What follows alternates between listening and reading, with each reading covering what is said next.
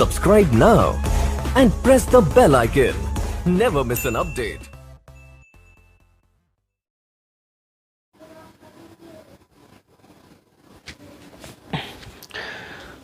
Good morning dear students.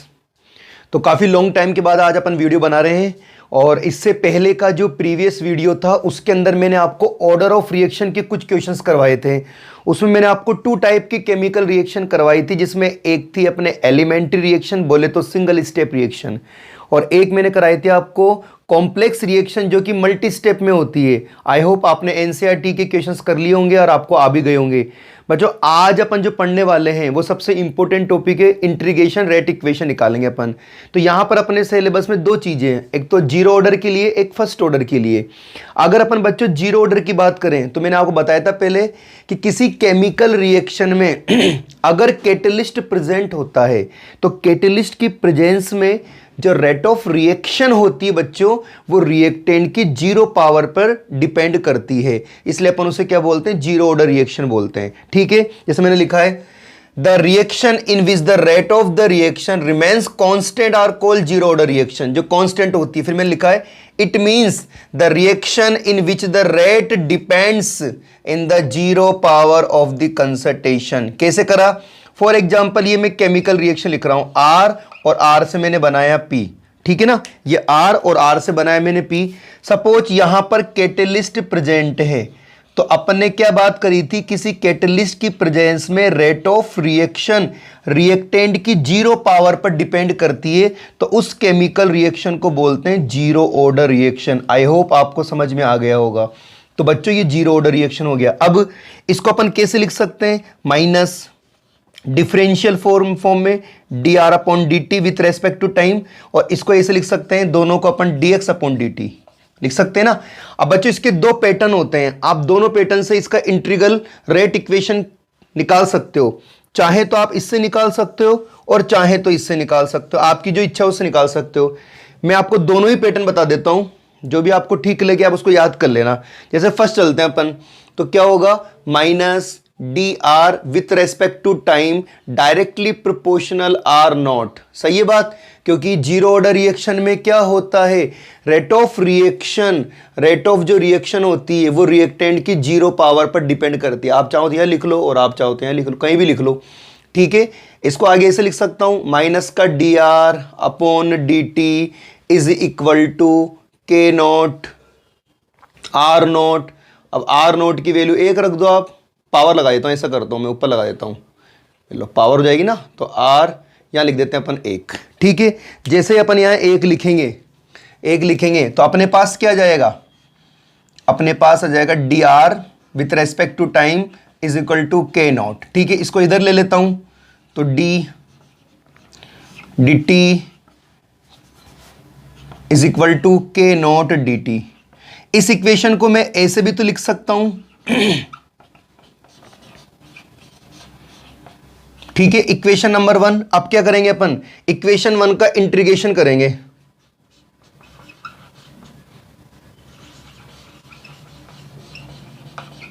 इसका अपन integration करते हैं, तो देखो कैसे करेंगे इंटीग्रेशन। देखो सबसे पहले अपन इसका करते हैं डी आर का, देखो ये ऐसे कैसे हो जाएगा, बराबर कांस्टेंट का होता ही नहीं है, डी टी कैलकुलेट करते हैं। यहां पर क्या जाएगा बच्चों, आर माइनस के नोट डी टी का टी, और जब भी इंटीग्रेशन करते हैं तो क्या लगाते हैं, इंटीग्रेशन कांस्टेंट सी का अपन ने यूज कर लिया, तो ये हो जाएगी बच्चों इक्वेशन नंबर 2। ये क्या है आपका, ये है आपका इंटीग्रेशन कांस्टेंट। हमें क्या करना है, इसकी वैल्यू निकालना है। सबसे पहले हमें इसकी वैल्यू निकालना है, और अपन जानते हैं इसकी वैल्यू कब निकलती है, टी इज इक्वल टू 0 पर, यानी कि फर्स्ट टाइम जो प्रारंभिक टाइम, मतलब क्या बोलते हैं उसको, इनिशियल टाइम पर निकालेंगे अपन, है ना। तो क्या होगा, तो t इज इक्वल टू 0 पर, अपन जानते हैं t इज इक्वल टू 0 पर हमें ये जो आपको दिख रही है, ये जो कंसंट्रेशन आपको दिख रही है बच्चों, ये जो अपन को मिलती है, ये मिलती है t is equal to T time पर। लेकिन अपन को तो क्या निकालना है, t इज इक्वल टू 0 पर निकालना है। इसलिए ये क्या होती है, जो फाइनल कंसंट्रेशन होती है ये बराबर हो जाती है इनिशियल कंसंट्रेशन के। इन दोनों वैल्यू को यहां रख देते हैं अपन। तो देखो r की जगह क्या आ जाएगा, आर की जगह आ जाएगा बच्चों r naught is equal to minus का ऐसे कैसे, यहां पर के नॉट टी का मान कितना आएगा 0 और आप निकाल रहे हो सी की वैल्यू, तो जनरली सी की वैल्यू मेरे पास क्या आ जाएगी r naught. Equation number third, equation third value put in equation 2, आपको थर्ड की वैल्यू इक्वेशन 2 में पुट करनी है। तो आपके पास क्या आएगा, करके देखो आप, अगर आप ऐसा करते हो तो देखो आर तो ऐसे कैसे रहेगा, जनरली यहां पर क्या आएगा माइनस का के नोट टी आ जाएगा और इधर क्या जाएगा आपके पास आ जाएगा आर नोट। और हमें किसकी वैल्यू निकालनी है, हमें बच्चों इसकी वैल्यू निकालनी है। तो क्या होगा k naught T is equal to r naught minus का आर। ठीक है, अगर जनरली अपन के नोट की वैल्यू निकालते हैं तो मेरे पास क्या आएगा आर नोट माइनस का आर अपॉन आ जाएगा टी। ये हो गया बच्चों अपना जीरो ऑर्डर के लिए इंटीग्रेशन रेट इक्वेशन। अपन चाहे तो अपन इसको ऐसे भी लिख सकते हैं, जनरली कभी कभी क्वेश्चंस में क्या होता है अपन को परसेंट का हिसाब दे देता है, तो अपन इसको x मान लेते हैं। तो जनरली यहाँ पे के नॉट इज इक्वल टू क्या हो सकता है एक्स अपॉन टी। ये आ गया आपका इक्वेशन। ठीक है ना, दोनों आपके न्यूमेरिकल फॉर्मूले। अपन दोबारा डिस्कस कर लेते हैं। देखो कहानी क्या है, मैंने आपको बताया है कि जीरो ऑर्डर जो केमिकल रिएक्शन होती है उसमें कैटलिस्ट प्रेजेंट होता है और कैटलिस्ट की प्रेजेंस में रेट ऑफ रिएक्शन रिएक्टेंट की जीरो पावर पे डायरेक्टली प्रोपोर्शनल होती है। तो अपन इससे भी निकाल सकते हैं, इससे भी निकाल सकते हैं। अपन ने निकाला तो देखो माइनस का d r with respect to time directly proportional r की पावर नॉट। ठीक है, इसको हटाया मैंने, के नोट लग जाएगा, इसकी वैल्यू को 1 रखा तो यहां पर आ गया, dt को साइड में लेके जाता हूं तो ये हो जाता है, ये हो ही जाएगा। इसको लिख सकता हूं, इसका इंटीग्रेशन करते हैं, dr का क्या होगा r, के नोट ऐसे कैसे dt का t हो जाएगा, ये देखो। और जब भी इंटीग्रेशन करते हैं तो उसमें इंटीग्रेशन कांस्टेंट का यूज करते हैं, c का। अपन इसका मान निकालेंगे तो बेटा इसका जो मान निकलता है वो t इजिकल टू 0 पर निकलता है। तो t इजिकल टू 0 पर अपने पास क्या होती है, इनिशियल कंसंट्रेशन होती है ना, और फाइनल जो कंसंट्रेशन निकलती है t is equal to t time पर निकलती है। तो यहां पर क्या लिख दूंगा मैं, इनिशियल कंसंट्रेशन, मैंने वैल्यू पुट ऑफ करी और c का मान निकाला। इक्वेशन थर्ड को मैंने इक्वेशन 2 में रखा और ये वैल्यू मैंने निकाल ली। ठीक है, स्क्रीनशॉट लो फटाफट, इसका समझ में आ गया होगा मेरे ख्याल से।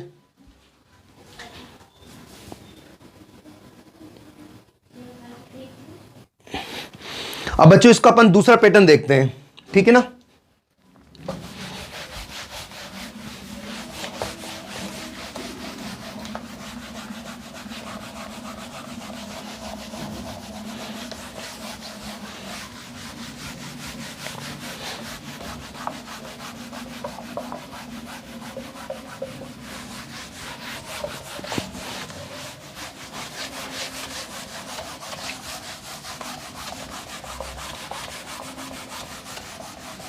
देखो बच्चों अभी मैंने एक जीरो ऑर्डर रिएक्शन के लिए इंटीग्रेशन इक्वेशन निकाली थी और मैंने आपसे कहा था कि ये R होता है और ये P होता है और किसी कैटलिस्ट की प्रेजेंस होती है। फिर अपन ने बात करी थी किसी भी केमिकल रिएक्शन में अगर कैटलिस्ट प्रेजेंस होता है तो रेट ऑफ रिएक्शन रिएक्टेंट की जीरो पावर पर डिपेंड करती है। तो जीरो पावर के कारण बोलते हैं जीरो ऑर्डर। इसको कैसे लिख सकते हैं,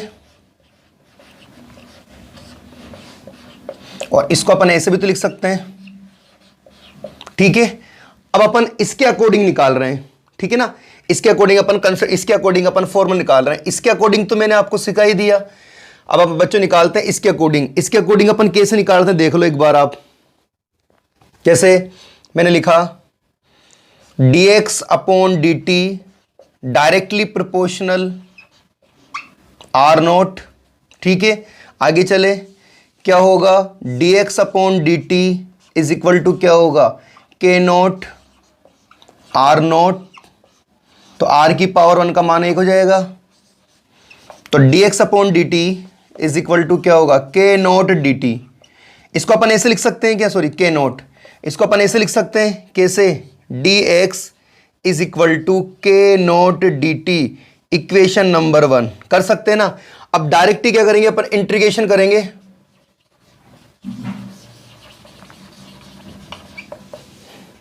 ठीक है, कैसे करेंगे, देखो इधर तो आएगा dx, कांस्टेंट का होता ही नहीं है, ये हो जाएगा dt। आ रही बात समझ में। तो dx का तो क्या हो जाएगा x, के नोट ऐसे कैसे dt का हो जाएगा t, और अपन ने अभी बात करी जब भी इंटीग्रेशन करते हैं तो क्या होता है, इंटीग्रेशन कांस्टेंट का यूज करते हैं। ये क्या है अपने पास, इंटीग्रेशन कांस्टेंट। अब बेटा इसका मान मेरे को निकालना है। अभी अपन ने डिस्कस करा है कि इसका मान निकलेगा t इज इक्वल टू 0 पर। तो t इज इक्वल टू 0 पर मेरे पास x है, तो x का मान भी तो 0 होगा, क्योंकि अभी मैंने माना था x आपके सामने इनिशियल और फाइनल के रूप में है ना। इन दोनों वैल्यू को यहां रख दो, तो आपने रखा, क्या हो जाएगा, x is equal to k। x का मान कितना आएगा, x का मान अपने रखा 0। इन दोनों वैल्यू को मैं यहां पर रख रहा हूं, है ना। k नोट, t का मान भी 0, और इधर आ जाएगा c। तो जनरली c का मान भी मेरे पास क्या आ गया, 0। इक्वेशन नंबर 3 ले लो इसको, और इसको इक्वेशन नंबर 2 मान लो। अब equation 3 value put in equation 2। अगर अपन इक्वेशन 3 की वैल्यू को इक्वेशन 2 में पुट करेंगे तो अपने पास क्या आएगा, अपने पास आएगा बच्चों x is equal to k naught t। बताओ कठिन है क्या, k नोट का मान आप निकाल लो, तो k नोट का मान क्या निकलेगा, x अपॉन t। अपन जानते हैं ये अपना फॉर्मूला जो अभी अपने निकाला था, ये आ गया। अपन जानते हैं x इज इक्वल टू क्या होता है, r नोट माइनस का r। थोड़ा सा लिख देता हूं, x इज इक्वल टू क्या होता है, r नोट माइनस का r। ठीक है, यहां रख दो आप। तो k naught is equal to क्या होगा, r नोट माइनस का r अपॉन t। आ गया ना फॉर्मूला। अच्छा, r नोट क्या है, t इज इक्वल टू 0 पर प्राप्त होने वाली कंसंट्रेशन। तो फिर r क्या है, t is equal to t time पर मिलने वाली अपनी कंसंट्रेशन। अब बच्चों मैंने आपको दोनों पैटर्न करवा दिए, दोनों तरीके करा दिए। आपका जो मन करे ना, आप उसी पैटर्न से एग्जाम में इसकी डेरिवेशन को कैलकुलेट कर सकते हो, लिख सकते हो। एक बार जल्दी से इसका स्क्रीनशॉट ले लो।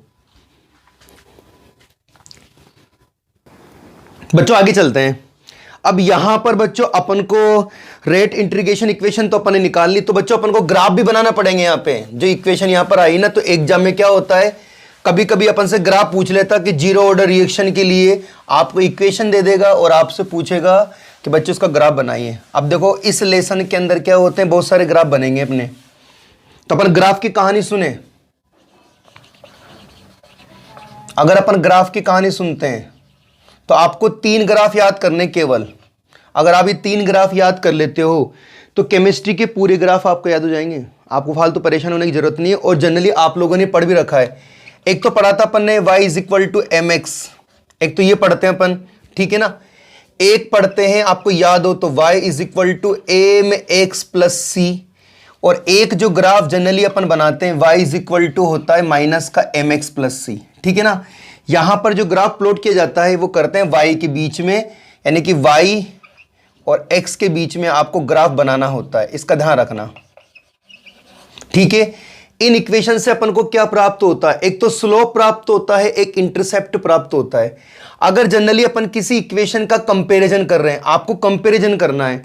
अगर अपन किसी इक्वेशन का कंपैरिजन कर रहे हैं और उसका comparison y is equal to M x के अकॉर्डिंग होता है, देखो ग्राफ यहां तो आएगा y और यहां पर आ जाएगा x, ठीक है ना।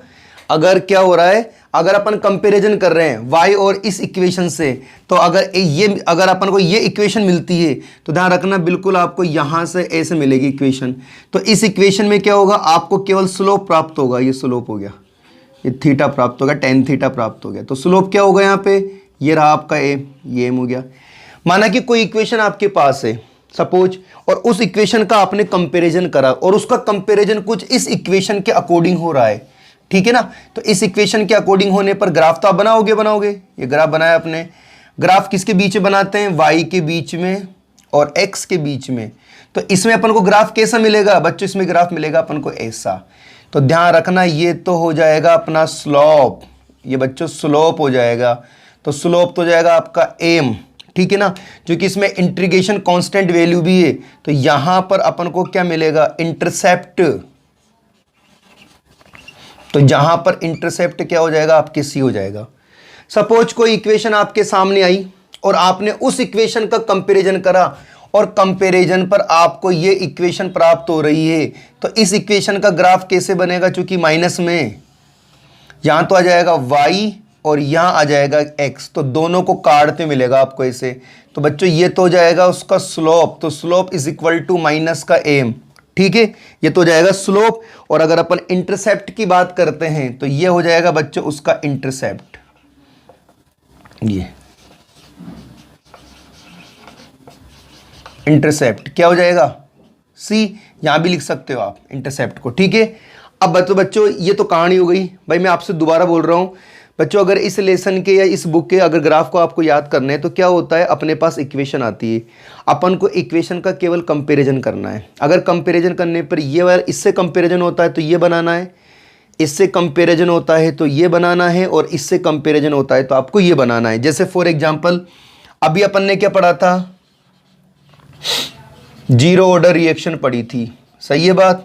और जीरो ऑर्डर रिएक्शन में अपन ने लास्ट में एक इक्वेशन प्राप्त करी थी, है ना। जैसा सपोज करो सबसे पहले अपन ने एक इक्वेशन निकाली थी, आपको याद हो तो, R is equal to minus का k naught t plus r naught, ये इक्वेशन अपन ने निकाली थी। तो हो सकता है एग्जाम में ये इक्वेशन आ जाए और आपसे पूछे, इस इक्वेशन का ग्राफ आपसे पूछ लेता है, तो इस इक्वेशन का क्या करना पड़ेगा मुझे, जैसे मेरे पास ये इक्वेशन है तो बच्चों इसका कंपैरिजन करना पड़ेगा। y is equal to minus, ये हो जाएगा m, ये हो जाएगा x और ये हो जाएगा c। तो अपन ने इसका कंपैरिजन करा y is equal to minus का mx प्लस c से। तो आप मेरे को बताओ इन तीनों में से कौन सा ग्राफ बनना चाहिए, ये बनेगा, देख लो, ठीक है ना। तो ये ग्राफ आपको बनाना है, तो आप कैसे बनाओगे, अब देखो y की जगह क्या रखना है आपको, y की जगह रखना है आपको ये वाली चीज, यानी कि r रखना है ना, जो अपन को t is equal to T time पे मिलता है। ध्यान रखना ये जो कंसंट्रेशन है अपन को t is equal to T time पर मिलती है, और ये जो कंसंट्रेशन है t is equal to zero time पर मिलती है। तो यहां पर x क्या है आपके पास, t, कैसा आएगा ऐसे, ठीक है। स्लोप बताओ जल्दी से, स्लोप होगा माइनस का के नोट, ये रहा ना माइनस का के नोट, और आपका जो इंटरसेप्ट होगा बताओ क्या होगा, तो बच्चों इंटरसेप्ट होगा आपका आर नोट, आप इसको यहां भी लिख सकते हो, ठीक है। ये हो गया। चलो एक इक्वेशन अपन ने भी पढ़ी थोड़ी देर पहले, आपको याद हो तो, अपन ने पढ़ा था बच्चों के नोट इज इक्वल टू होता है एक्स अपॉन टी, ठीक है ना, ये इक्वेशन पढ़ी थी अपन ने। अब क्या करता हूं, अगर मैं यहां से x का मान निकालता हूं तो क्या होगा के नोट टी, ठीक है। अब मुझे इस इक्वेशन की क्या करनी है, कंपैरिजन करना है, जल्दी से कंपैरिजन करके बताओ। तो ये तो आ गया y, ये आ गया m और ये आ गया x। अब बताओ अगर मैं इसकी y is equal to M x से कंपैरिजन करता हूं तो इनमें से कौन सा ग्राफ बनना चाहिए, तो आप देखो ये वाला ग्राफ बन जाएगा। तो ये वाला ग्राफ कैसे बनाओगे आप, यहां y की जगह क्या आ जाएगा x, ठीक है, और इधर आ जाएगा t, बिल्कुल जीरो से ग्राफ निकलेगा आपका, ये निकल गया। और यहां पर जो स्लोप आपको मिलेगा बच्चों, वो स्लोप होगा आपका के नॉट, ठीक है। तो बच्चों इस तरह आप ग्राफ बना सकते हो, कोई भी आपको इक्वेशन मिलेगी भाई, जो भी आपको इक्वेशन मिले ये तो गारंटी है इन तीन के अलावा चौथी नहीं आएगी। तो इन तीनों इक्वेशन को आप याद रख लो। इस किताब में फिजिकल केमिस्ट्री के जो चैप्टर है वहां ग्राफ बन रहे हैं, वो ग्राफ आपको ऑलरेडी याद हो जाएंगे। देखो एक बार कैसे बनाया मैंने,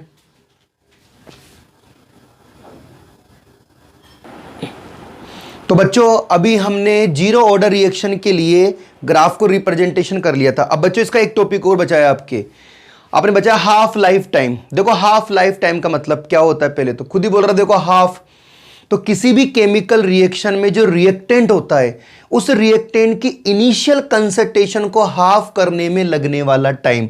रिपीट कर देता हूं, किसी भी केमिकल रिएक्शन में जो आपके रिएक्टेंट्स होते हैं उन रिएक्टेंट की इनिशियल कंसंट्रेशन को हाफ करने में जो टाइम लगता है उसे बच्चों बोलते हैं हाफ लाइफ टाइम, ठीक है। अब इसके भी दो ही तरीके हैं, जैसे अपन ने दो इंटीग्रेशन रेट इक्वेशन पढ़ी है, इसलिए आप इसके भी दो तरीके से इसके हाफ लाइफ टाइम को जनरेट कर सकते हो।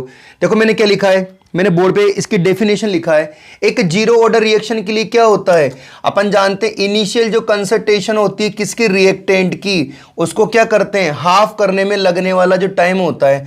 तो the time in which half of the initial the time in which half of the initial concentration of reactant undergo reaction is called the half life time। इसका mean क्या निकल रहा है, किसी भी केमिकल रिएक्शन में आपके पास जो रिएक्टेंट होते हैं उसकी जो इनिशियल कंसंट्रेशन निकलती है उसको हाफ करने में जो टाइम लगता है उसे हाफ लाइफ टाइम कहते हैं। इसको टी हाफ के द्वारा या फिर 0.5 के द्वारा आप रिप्रेजेंट कर सकते हो। फॉर एग्जाम्पल अपने integration rate equation of zero order पढ़ी थी अपन ने, क्या पढ़ा था अपन ने? इंटीग्रेशन जीरो ऑर्डर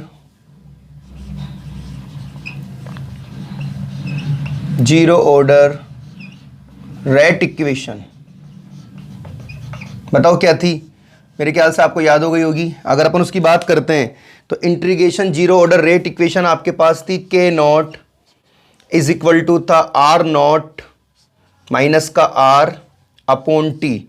जनरली ये इक्वेशन थी इक्वेशन नंबर 1। अब क्या करना है बच्चों, मुझे टी इज इक्वल टू पर तो रखना है टी हाफ, क्योंकि ये मेरा t is equal to T time पर मिलने वाली कंसंट्रेशन होती है, ठीक है ना।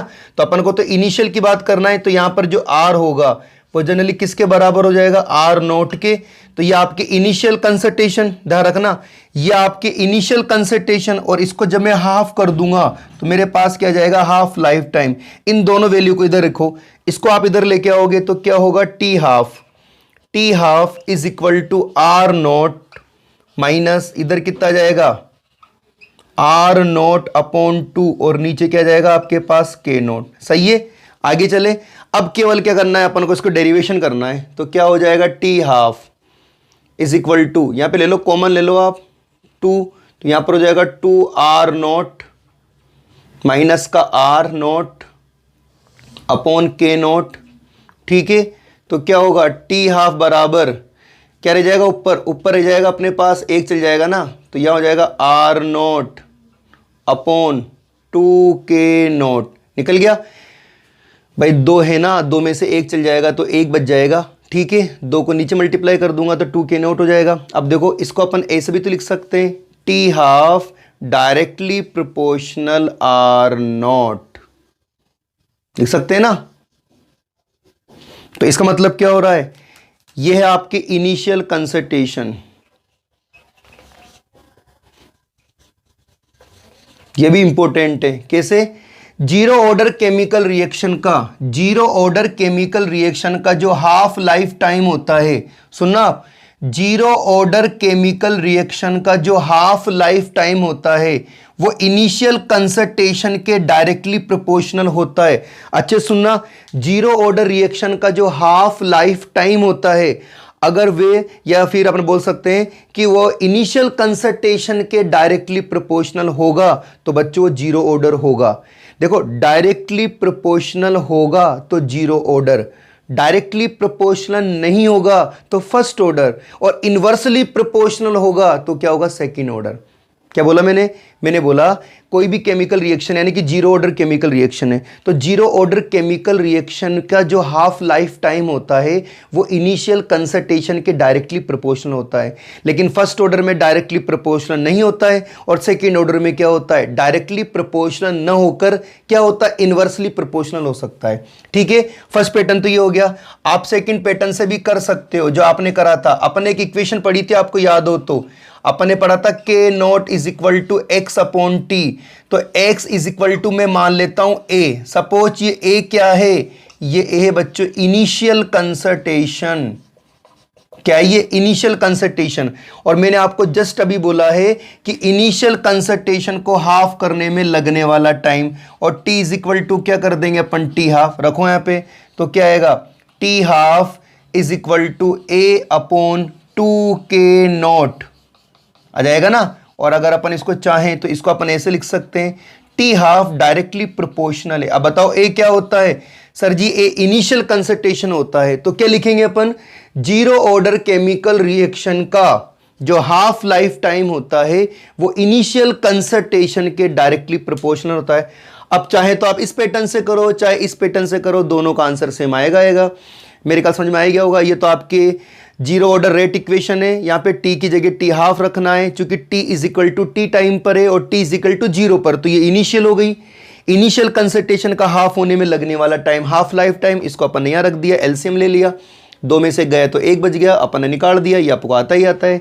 तो बच्चों ये हो गया अपने हाफ लाइफ टाइम। मैंने आपको जीरो ऑर्डर रिएक्शन के हर के दो पैटर्न बता दिए। जिस पैटर्न से आपको जल्दी याद होता है आप उसी पैटर्न से इसको याद कर लेना, जल्दी से स्क्रीनशॉट ले लो। तो बच्चों अभी अपन ने पढ़ा जीरो ऑर्डर रिएक्शन के लिए half life time. I hope आपको समझ में आ गए होंगे।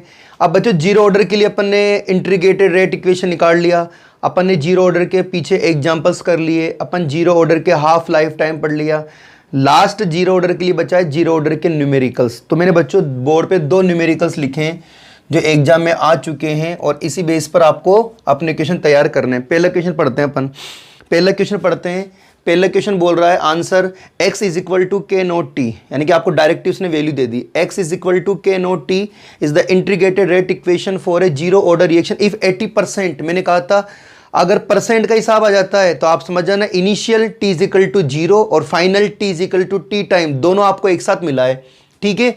Of the reaction is completed in 160 minute. तो सबसे पहले अपन को लिखना है गिवन। अपने पास क्या क्या है, फॉर्मूला है x is equal to K naught T, है ना। मुझे मिला है x की वैल्यू, x की वैल्यू कितनी मिली मुझे 80%। तो 80% का मीन्स क्या होगा 80/100 इज इक्वल टू क्या होगा 0.8। हो गया। आगे चले, आपको अगले ने टाइम भी दिया है, तो टाइम क्या आपके पास 160 मिनट, यह आपके पास टाइम आ गया। अपने पास क्वेश्चन है ही सही, तो अपन जानते हैं x is equal to K naught T होता है, तो के नोट का मान आप निकालोगे तो के नोट इज इक्वल टू क्या होगा x/t। तो के नोट x का मान कितना है 0.8 और t का मान कितना है आपके पास, t का मान है आपके पास 160, ठीक है ना।